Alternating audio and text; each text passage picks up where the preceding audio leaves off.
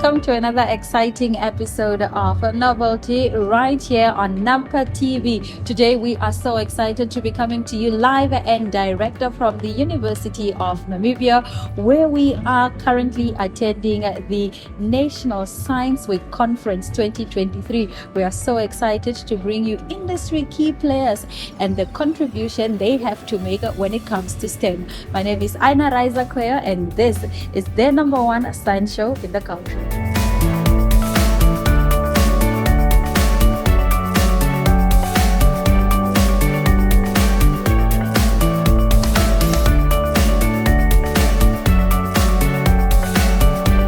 My name is Dr. Mangala Nalisa. I am the chairperson of the Faculty of Agriculture, Engineering and Natural Sciences Organizing Committee for National Science Week, as well as the faculty's annual science conference. So we are celebrating together with our co-host, the National Commission on Research, Science and Technology, National Science Week from the 6th to the 10th. So we started off with the NCRST having an opening ceremony on the 6th. For today, we are now having our annual conference. It will be a one-day conference where we showcase researchers, academics from our alumni, as well as our students, as well as our staff who have been doing research over the past 2 to 3 years. And now it's time for them to showcase that research. So we'll be looking at different speakers from industry, who talk about STEM and STEM careers, just to also raise promotion or promote science careers for younger children or even just the general public. So apart from the faculty conference, we'll also be having exhibitions. We are exhibiting from the 7th to the 10th. And we'll be having things like drones and robots that are designed by our fourth year students on display, some apps on display that are also designed by our fourth year students. We'll also have a simulation of how green hydrogen will be produced. So it's very interesting. The whole family can come actually. So we'll be having it from 9 to 3 p.m. until Friday. And then on the 9th, we'll have our planetarium, which is a dome that you can come and view the stars and everything. So that's also happening. And we will also showcase some of our fourth year projects, as in their research projects. So what happens usually, we work together with industry, and then we designed certain projects that solve solutions within industry. Different companies come together, and then they give our students these challenges, and then we solve it through a one-year project. So that's this in a nutshell. So everybody is welcome.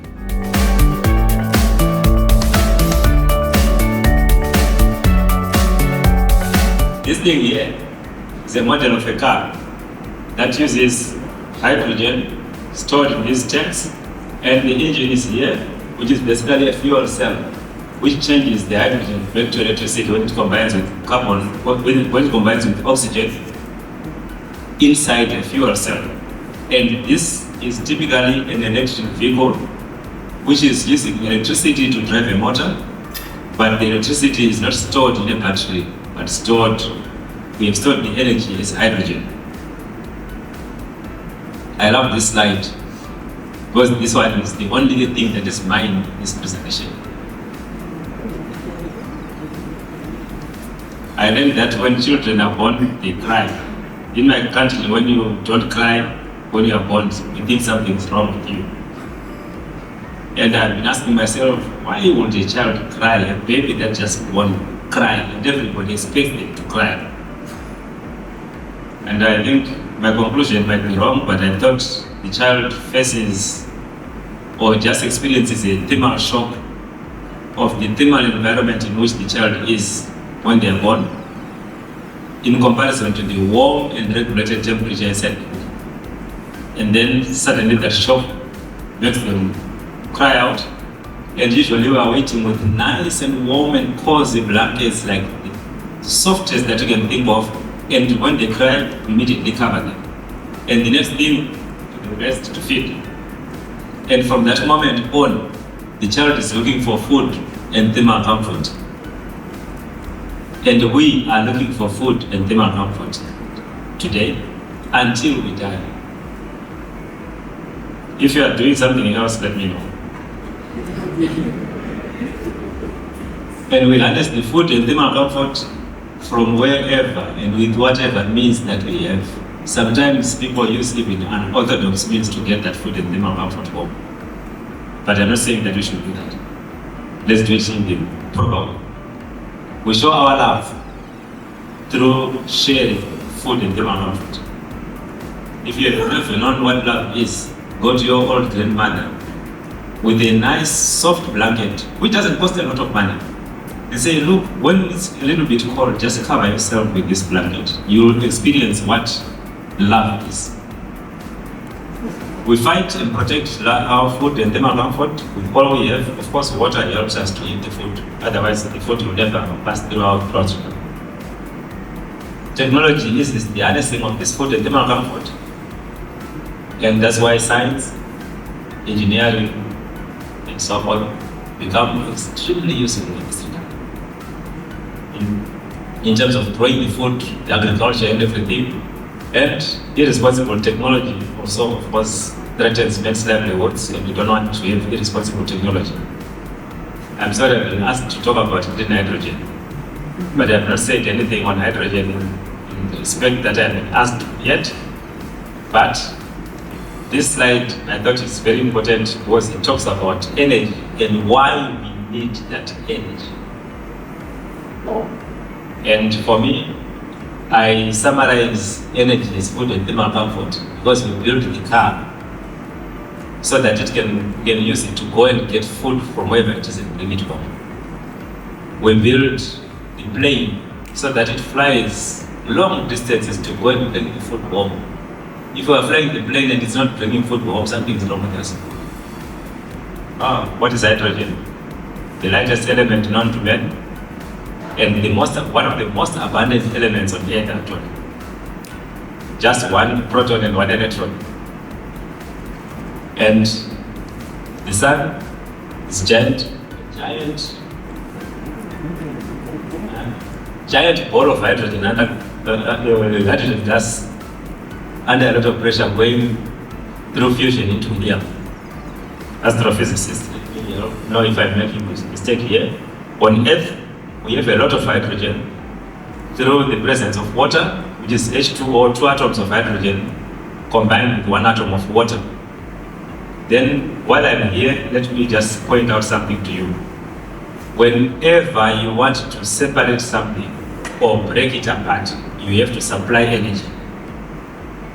Try separating anything without supplying energy. Let me know if you succeed. That would be a new thing. You can get a Nobel Prize if you manage to get it. But the nice thing also is when two components, let's say hydrogen and oxygen, come together and combine, they release the energy. When hydrogen and oxygen are combined into water, for you to separate them, you have to supply energy. But when hydrogen is now separate from oxygen, and then you now bring oxygen to join with hydrogen, the oxygen and hydrogen, their combination releases a lot of energy. That's why we can use hydrogen as an energy storage medium. Because we had to supply a certain amount of energy to break it apart. And when it combines with oxygen in a different environment, we do it here in Namibia. Break the hydrogen from the water, and then we carry the hydrogen to Europe and make that hydrogen join with oxygen in Europe, and out comes the energy. We harvested the energy here as the sun from the sun, and then we use it elsewhere. We can use it at night, even at our own homes. So we can use the sun to generate or to produce the hydrogen for us during the day, and during the night when there is no sun, we can take that energy back from the hydrogen that we harvested. Almost like working like a battery. Anyway, we're saying hydrogen is the highest energy content of any common fuel by weight. I underline by weight. But by volume, it is one of the least amount of energy density. The water molecule I think I've already talked about this, so I don't have to say a lot. But the interesting thing about hydrogen is that it is a notoriously reactive element, so it normally is not found alone. We find it almost always, combined with other elements, such as the ones that we are showing in this picture here. This is, for example, methane, which is a fuel. This is a methane, which is a fuel. Again, to make it a fuel, we need to break the bonds. Break the 4 bonds. And then allow oxygen to come and join with hydrogen, oxygen to come and join with carbon, and out they release a lot of energy. If the energy that we needed to break the bonds was less than the energy that would be released when these two join together, or when the elements join together, then we have what we call combustion, or we have what we call a fuel. Because the amount of energy released is sufficient to break bonds of other elements. As long as you supply oxygen, it will continue to bond with those elements and release more energy. That's basically what a fuel is. That's basically what an engine does. That's what basically this engine does. I take in carbohydrates, glucose, break all the bonds with the temperature and pressure in my body, and bring in oxygen to combine with each of those elements and release a lot of energy. We eat hydrogen, for your information. How do we make hydrogen? Several ways, and I'm just trying to get to the point of what is clean hydrogen. Several ways. This is one of the most common ones, the hydrogen that has always been utilized, methane or steam methane reforming, where I'll highlight one thing here. Look specifically at this slide here. We want to get 1.1 tons of hydrogen out of the system. You have to input 2.2 tons of methane, input 5.7 megawatt hours of heat, input 4.9 tons of water for you to get 1 ton of hydrogen, and out comes 6 tons of carbon dioxide. Friendly to the environment? No. We call this hydrogen gray. It's not that green. We have another way where we do almost the same thing, but at the end we want to bury down or capture the hydrogen, part of it at least. And when you capture it, of course here, the method this process is slightly different, but we are still getting 1.1 tons. Please look at the price that is indicated here. Here it's like $590. Here it's like $1,091, because we are also burying this. And carry on. Methane pyrolysis. I'm not going to explain what is pyrolysis because you are scientists. You have to teach me what it is. Methane pyrolysis. We are bringing 4.4 tons of methane, heat again 5.2 megawatt hours, and we are burying all the carbon dioxide that we are getting, 3.3 tons. So this is slightly more friendlier. It doesn't emit carbon dioxide into the atmosphere. Thus, the blanket that causes global warming is reduced. But we still have a fuel, our 1.1 nitrogen, 1.1 tons of hydrogen that we are looking for. And last but not least, I'm going to talk about green hydrogen, which basically is obtained by splitting water through electrolysis, where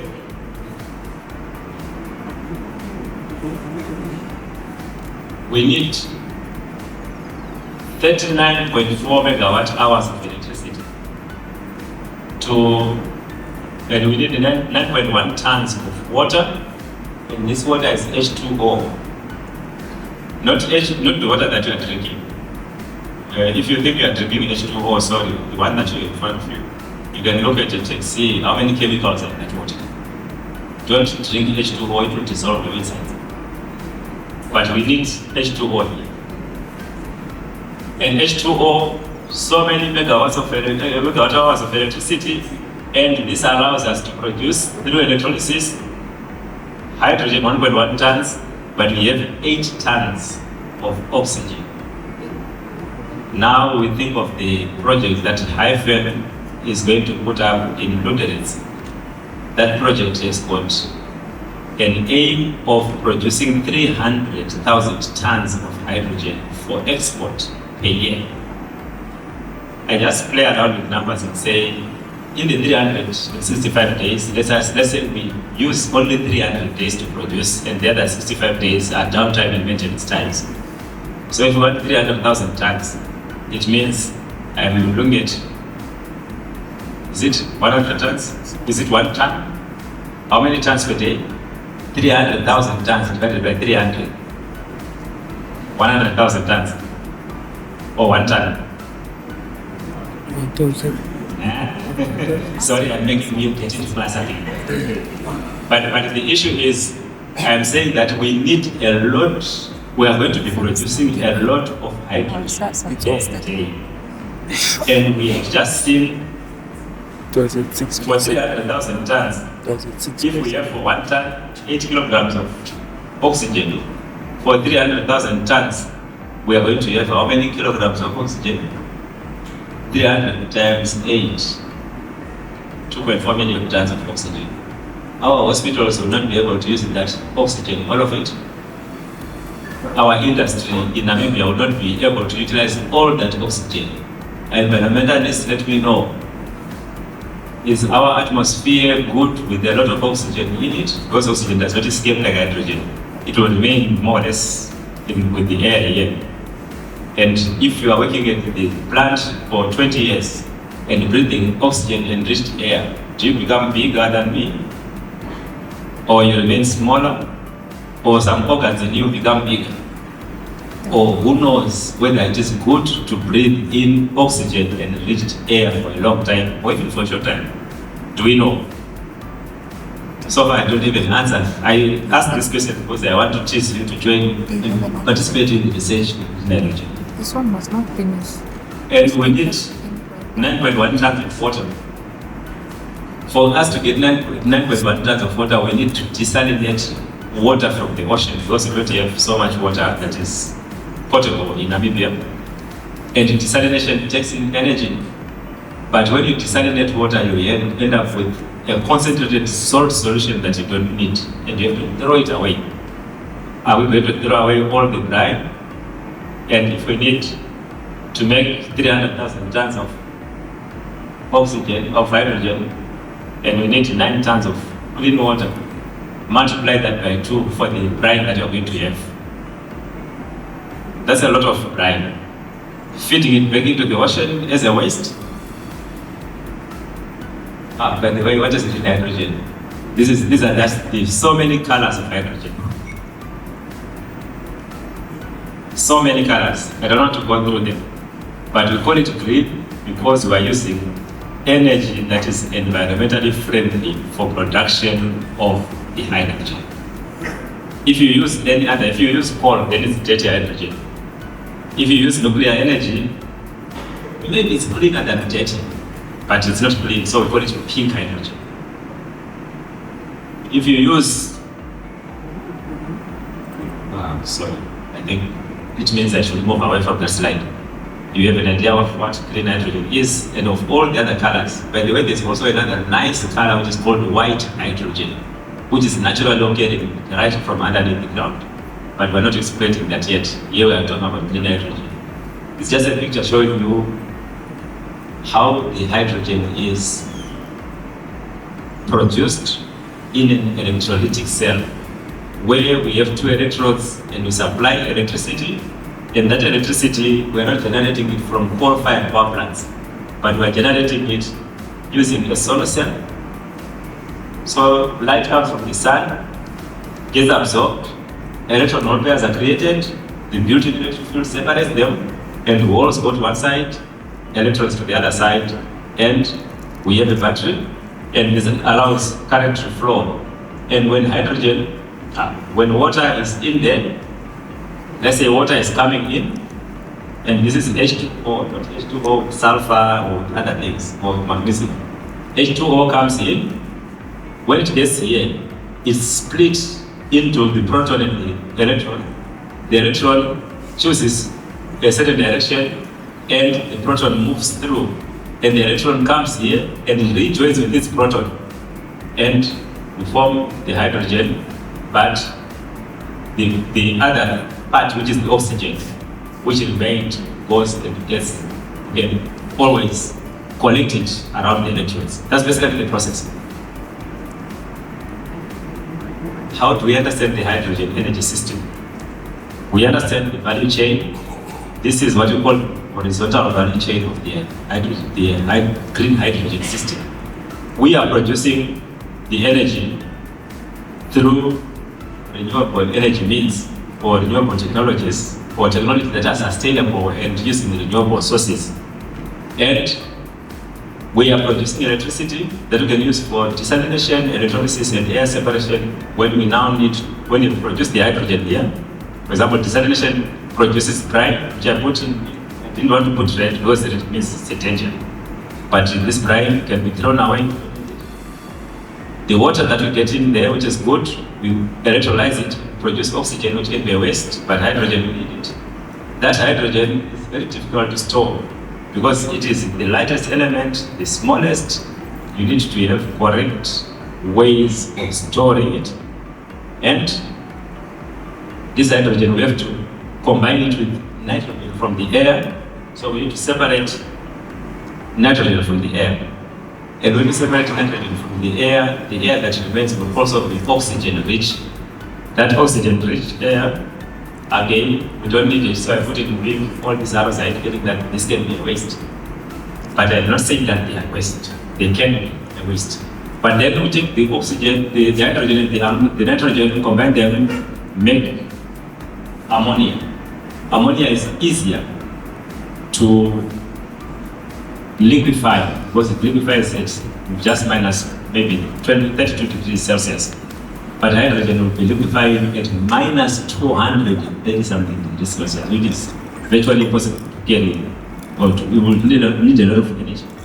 So ammonia is easier. If you travel along the road from Rehoboth, you will have seen ammonia carrying trucks because we already import ammonia from South Africa.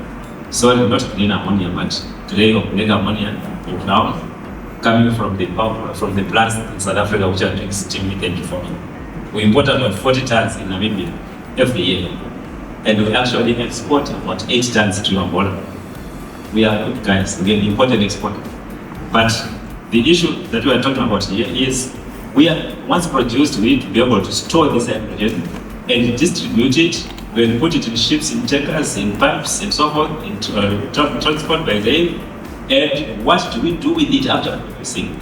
These are various uses, or some of the various uses that we can use the hydrogen for, which include ammonia engines, fuel cell systems, feedstock for chemicals, fertilizer production, ammonium nitrate, ammonium phosphate are the fertilizers that we normally use. Ammonium nitrate is also a good or one of the best ingredients for explosives that we use in the mines. Don't talk about the bombs and the whatever is being exploded elsewhere. I'm talking about exploding the rocks underneath so that we can extract the minerals that we need for the betterment of the community.